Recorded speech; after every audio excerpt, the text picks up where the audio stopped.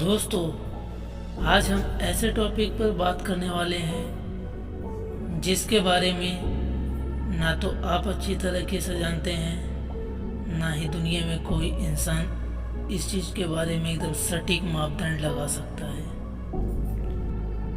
दोस्तों, दुनिया में मानव जब से आया रहेगा तब से उसके दिमाग में ये सवाल तो जरूर आया रहेगा कि ये ब्रह्मांड का निर्माण किसने किया है और इन सितारों का जन्म कैसे हुआ है, इत्यादि अनेक तरह की मान्यताएं भी उनके दिमाग में आई होंगी।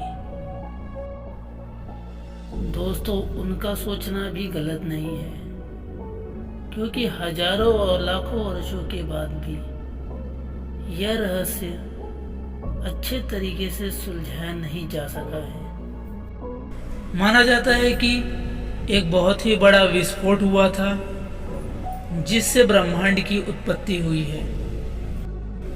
आज से करीब 14 अरब वर्ष पहले एक बहुत ही गर्म और घनी अवस्था में ब्रह्मांड का जन्म हुआ। ब्रह्मांड की उत्पत्ति एक बिंदु से हुई थी, तभी से ब्रह्मांड अस्तित्व में आया। उस समय तक किसी और तारे का जन्म भी नहीं हुआ था। उस समय ब्रह्मांड में उदासीन हाइड्रोजन गैसें भरी हुई थी।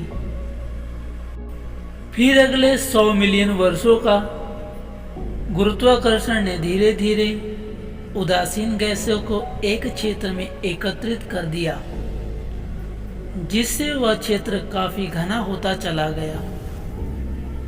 आगे चलकर इन गैसों ने तारों का आकार ले लिया। तो कुछ इस तरह से सबसे पहले तारों का जन्म हुआ।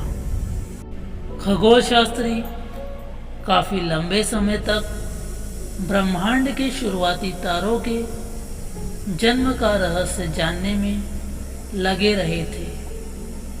लगभग 11-12 वर्ष के प्रैक्टिकल प्रयासों के बाद ASU स्कूल ऑफ अर्थ और स्पेस एक्सप्लोरेशन के खगोल पंडितों ने ब्रह्मांड के शुरुआती सितारों के जन्म के रहस्य को बताया,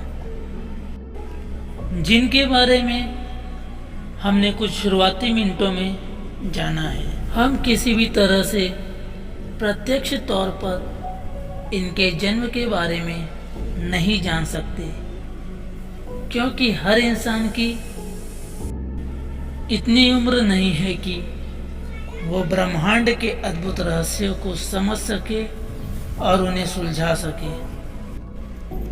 हम कुछ संकेतों को ध्यान में रखते हुए यह जरूर मान सकते हैं कि कैसे इनका जन्म हुआ और कैसे इनका विकास हुआ। सूत्रों से हमें यह पता चलता है कि 180 मिलियन वर्ष के बाद ही पहले तारा का जन्म हुआ था। यह सुनने और लिखने में बड़ा आसान लगता है, लेकिन ऐसे आंकड़ों को जुटाना वैज्ञानिकों के लिए भी बड़ा संघर्ष ही होता है, चाहे कितनी ही अत्याधुनिक तकनीकी और सैटेलाइट संकेतों का उपयोग ही क्यों न हो जाए, क्योंकि ब्रह्मांड का शोर सैटेलाइट संकेतों के मुकाबले कई हजार गुना अधिक ज्यादा शक्तिशाली होता है। ठीक उतना ही जैसे कि पूरे ब्रह्मांड में एक पृथ्वी को खोजना। नेशनल साइंस फाउंडेशन NSF इस शोध में बहुत से सैटेलाइट तथा अंतरिक्ष में मौजूद शक्तिशाली दूरबीनों का उपयोग करते हैं। दोस्तों, सूत्रों से यह भी पता चलता है कि उदासीन हाइड्रोजन गैस शुरुआती ब्रह्मांड में बड़े पैमाने पर उपस्थित थे। इन गैसों ने ही शुरुआती तारों में, बाद में ब्लैक होल और आकाश गंगा का गठन किया है।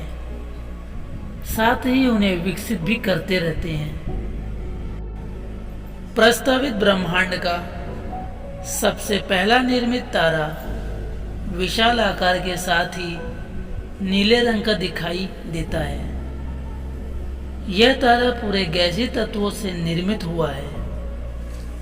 यह निरीक्षण सैटेलाइट द्वारा दी गई अवलोकनों के आधार पर आधारित है, क्योंकि हम सब जानते हैं कि तारों को तो हम खुली आंखों से देख नहीं सकते। शोधकर्ताओं के अनुसार खगोलीय माइक्रोवेव पृष्ठभूमि का उपयोग करके तारे की उपस्थिति का अनुमान लगाया जा सकता है।